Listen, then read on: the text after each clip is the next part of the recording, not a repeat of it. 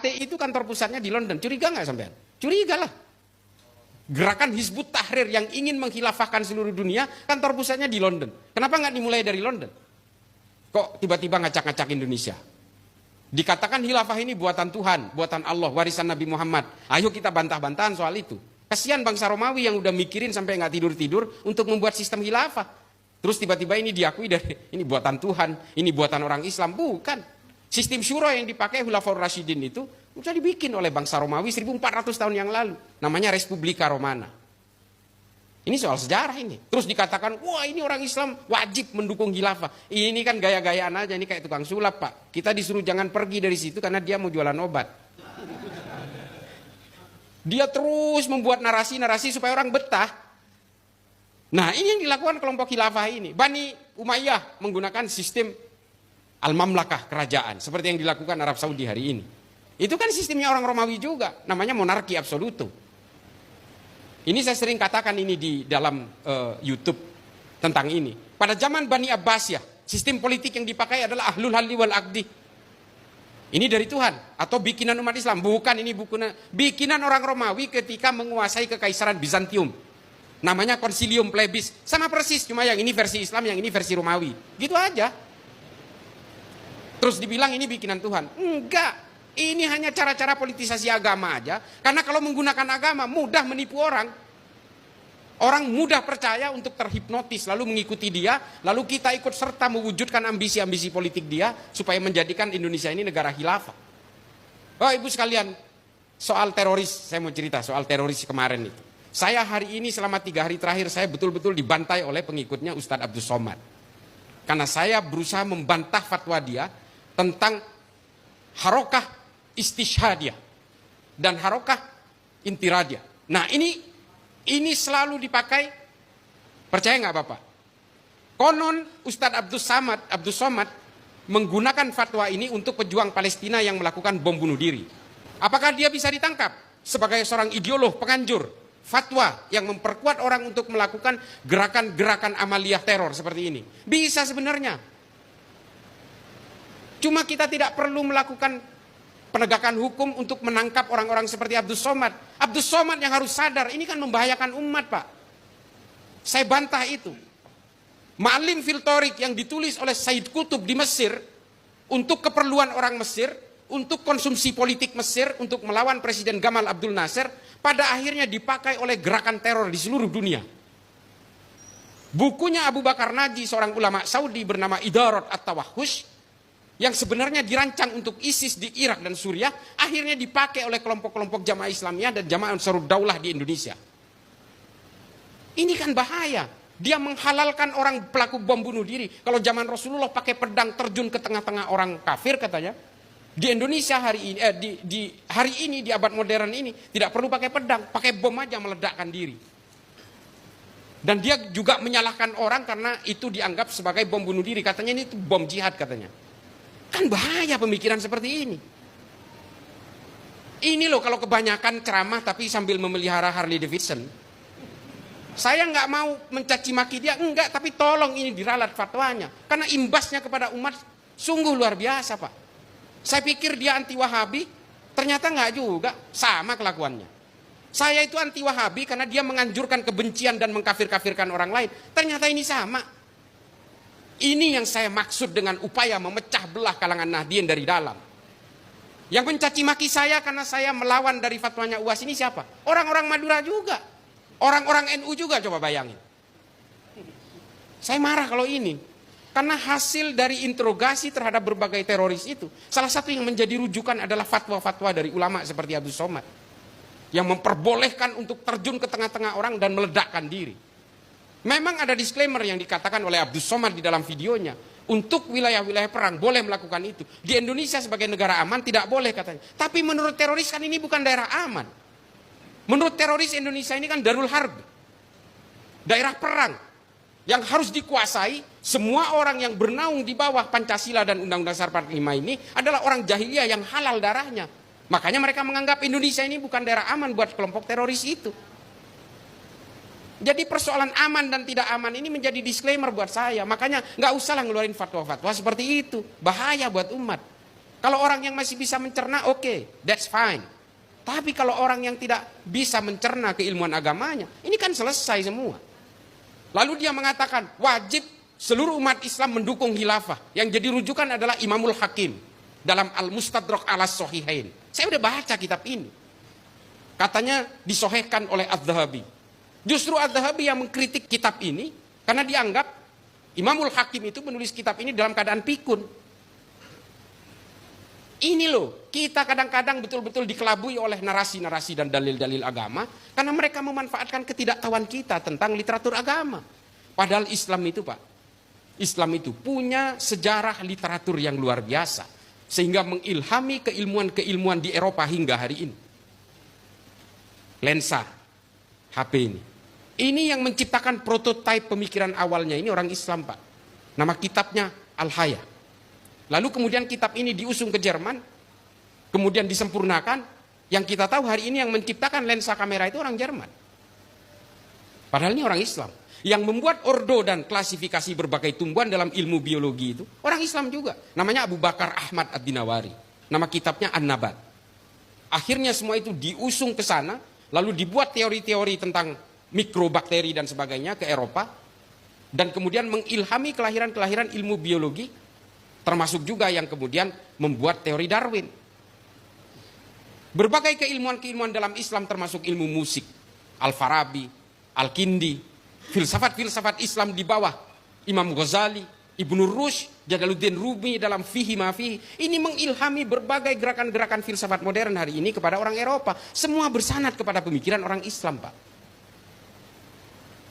Pemikiran Thomas Aquinas dalam Pemikir Katolik. Nama bukunya Summa Theologica. Ini diambil dari perdebatan Imam Ghazali dalam Tahafud Al-Falasifah dengan Ibnu Rushd dalam Tahafud At-Tahafud. Indah sekali Islam ketika berkenalan dengan ilmu pengetahuan. Indah, Pak. Dan semua mengilhami gerakan kedokteran modern. Pemikiran Ibnu Sina. Tentang bagaimana manusia mencerna makanan lalu keluar menjadi kotoran segala macam. Ini teori-teori Ibnu Sina yang kemudian dipakai ilmu kedokteran modern hari ini.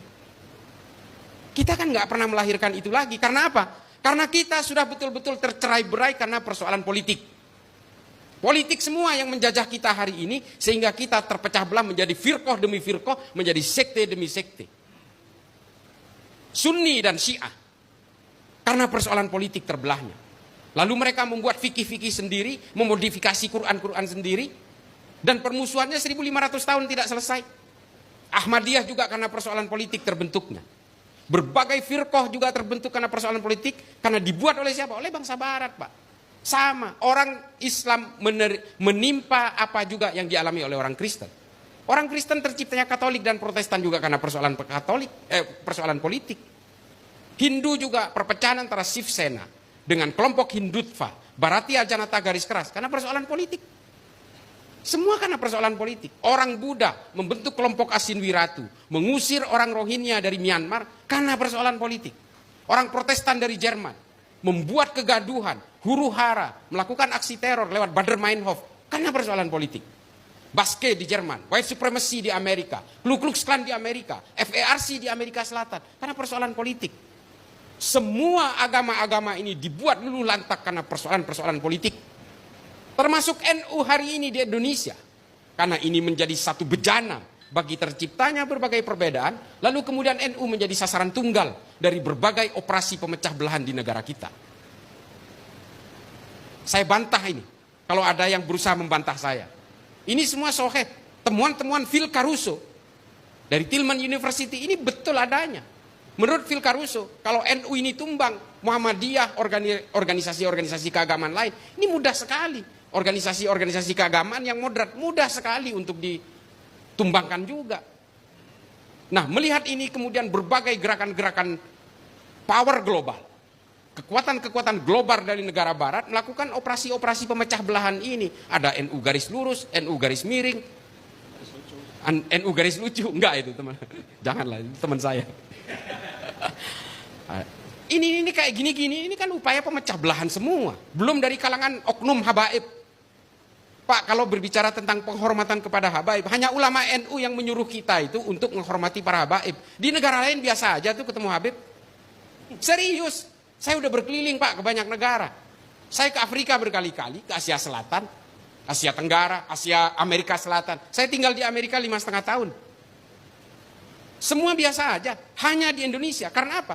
Karena kita memang diminta oleh ulama-ulama NU untuk membangun kecintaan kepada Nabi, harus menghormati zuriyah Nabi. Ini diajari kepada kita semua. Tapi hari ini apa? Oknum-oknum habaib justru mencaci maki ulama NU. Kurang ajar nggak? Kurang ajar. Kita hari ini masih takdim kepada para habaib karena melihat para habaib yang tawaddu, yang masih berbasis tasawuf, Habib Lutfi, Habib Syekh, Habib-habib dari tapal kuda yang betul-betul menginginkan kita supaya kita betul-betul hablum minan nas, hablum minallah, kita betul-betul menjunjung tinggi kemanusiaan, kita betul-betul harus menciptakan kedamaian, rendah hati dan sebagainya. Karena kita masih melihat para habaib yang tawaddu itu. Habaib-habaib yang arogan, ini mohon maaf, saya membedakan antara habaib dan kelakuan. Saya membedakan itu. Ini kan persoalan moral manusia, Pak. Manusia ini semua pendosa. Orang yang merasa paling suci itu paling sibuk menutup segala dosanya. Ini kan logika dasar. Semua manusia ini punya takdir yang sama. Punya kelakuan baik dan kelakuan buruk. Ketika manusia itu gagal mengalahkan dirinya, dia akan sibuk mengalahkan orang lain. Ini loh, ini fihi ma fihi, ini Jalaluddin Rumi. Dan ini diajarkan oleh kiai-kiai saya, karena berbasis tasawuf. Dan ketika orang merasa paling suci, dia pasti akan sibuk menutup segala celahnya, menutup segala cacatnya. Kita nggak perlulah merasa paling suci, kita ini nggak punya sifat maksum kok. Kita bagaimana caranya kita menghargai manusia lain, kita menghargai dan membentuk perdamaian di antara seluruh umat manusia. Ini kan ajaran-ajaran kitab NU, Al-Mujalasah wa Jahirul Ilmi. Irsyadul Ibad juga menulis itu, bahwa kita betul-betul harus bertumpu kepada kemanusiaan. Habib Ali Al-Jufri, Al-Insaniyah Qabla Tadayyun, itu mengatakan sebelum kamu mengenal agama, kenali dulu kemanusiaan. Kalau enggak, kamu itu akan arogan. Arogannya akan mengalahkan konsep-konsep ketuhanan. Kamu akan merebut wilayah-wilayah ketuhanan. Kamu akan sombong karena agamamu. Ini Habib Ali Al-Jufri. Dan diterbitkan dalam berbagai bahasa. Al-Insaniyah Qabla Tadayyun, Humanity Before Religiosity. Saya punya dua, versi Arab sama versi bahasa Inggrisnya. Dan gak ada yang menerjemahkan ke bahasa Indonesia. Saya heran juga, padahal buku ini luar biasa ini. Cuma 21 halaman, silakan baca Bapak Ibu sekalian. Mungkin ada yang udah baca. Kita ini kan semua beragama karena keturunan, Pak. Bapak Ibu sekalian, para kiai, mohon maaf. Ini kata Habib Ali Al-Jufri. Takdir-takdir keimanan kita ini kan tergantung dari kelahiran kita. Saya Islam karena saya lahir di Madura, orang tua saya beragama Islam, kakek saya beragama Islam. Maka kemudian menjadi Islamlah saya.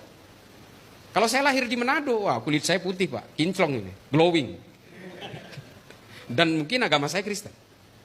Nah, karena kelahiran-kelahiran yang kemudian merunut kepada keimanan-keimanan inilah, oleh kata Habib Ali Al-Jufri, kita harus menghormati orang, meskipun keimanan itu tanpa kompromi, tapi dalam soal kemanusiaan kita tidak boleh berkompromi dengan apapun. Karena kita semua bersaudara dalam kemanusiaan. Sayyidina Ali juga mengucapkan ini. Nah, hal-hal seperti inilah yang kemudian kita harus pahami bahwa warga Nahdien, ini ingat lagi ini, saya Rianto, ini saya kemarin ke Mojokerto. Saya kalau ingat Rianto ini dinerakakan hampir tiap hari, alih-alih ngirimin Fatihah, Pak.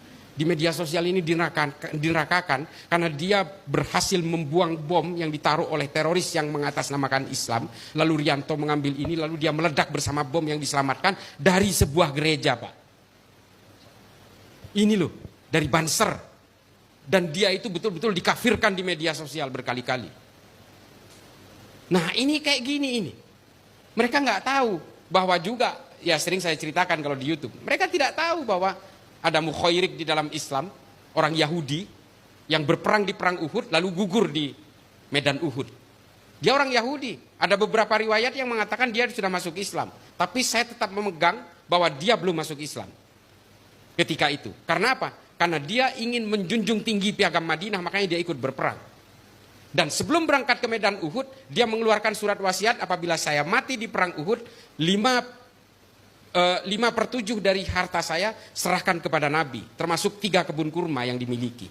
Lalu dia berangkat ke medan perang Uhud, dia gugur di sana, sahabat sampai bingung. tanya kepada Nabi, ya Rasulullah, ini mau dimakamkan kayak apa? Ini syuhada, tapi bukan orang Islam. Coba. Dia terkena panah-panah beracun dari orang kafir. Padahal ini orang Yahudi. Lalu kata Nabi, enggak usah bingung, serahkan saja kepada keluarganya, makamkan sesuai dengan keyakinannya. Urusan dia akan masuk surga atau masuk neraka, biarlah Allah yang akan memutuskan. Ini loh. Ini soal perbedaan. Dia berjuang untuk umat Islam bersama Nabi di Madinah. Karena apa? Dia membela tanah air, Pak. Ini bukan perang agama, ini membela tanah air. Makanya inilah yang menjadi rujukan saya kepada Felix Yao yang mengatakan tidak ada dalilnya dalam Islam dalam membela tanah air. Ini dalilnya. Kalau ini perang agama, Nabi tidak akan mengajak orang Yahudi. Ini perang membela tanah air yang bernama Madinah. Lalu keluarlah hadis yang terkenal bahwa Mukhairik adalah sebaik-baiknya orang Yahudi. Nabi tidak pernah menyebut nama suku untuk memberikan stigma kepada orang kalau dia itu sudah masuk Islam. Ini alasan saya. Nabi selalu menyebut orang mukmin atau orang muslim kepada orang yang sudah masuk Islam. Tapi karena dia belum masuk Islam, Nabi menyebut Mukhairik adalah sebaik-baiknya orang Yahudi. Karena dia belum masuk Islam. Lalu kemudian harta yang diwariskan oleh Mukhairik kepada Nabi, Nabi membuat Baitul Mal pertama di Madinah untuk menyantuni para janda perang dan anak-anak yatim korban perang. Jadi Baitul Mal pertama yang dibuat oleh Nabi Muhammad di Madinah itu dari hartanya orang Yahudi. Yang diwariskan, yang dihibahkan kepada Nabi. Karena dia betul-betul cinta kepada Nabi. Mukhairik ini adalah pemimpin agama Yahudi. Rabinya. Karena pertempuran Uhud itu hari Sabtu, Mukhairik pun berpikir dan pamitan kepada keluarganya, saya harus ikut berperang bersama Nabi. Mukhairik, kamu kan tahu ini hari Sabtu. Hari Sabat itu bagi orang Yahudi, itu hari terlarang untuk keluar rumah. Tapi kata Mukhairik, tidak, saya harus keluar membantu Nabi. Karena Nabi adalah pemimpin di kota ini. Di negara ini. Nabi sudah betul-betul menghargai hak dan kewajiban seluruh warga Madinah ini meskipun berbeda keimanan. Dia hanya berpegang kepada piagam Madinah. Kemudian Mukhairik memaksa keluar dan betul-betul tewas di situ, gugur di situ. Nah, cerita-cerita gini kan jarang kita dengar. Saya menyampaikan ini aja banyak yang protes. Kamu jangan jadi antek Yahudi katanya. Buset. Dan yang ngomong begini salah satu pengurus PCNU di Bangkalan. Saya dianggap ngarang. Ini yang kurang baca saya atau mereka gitu.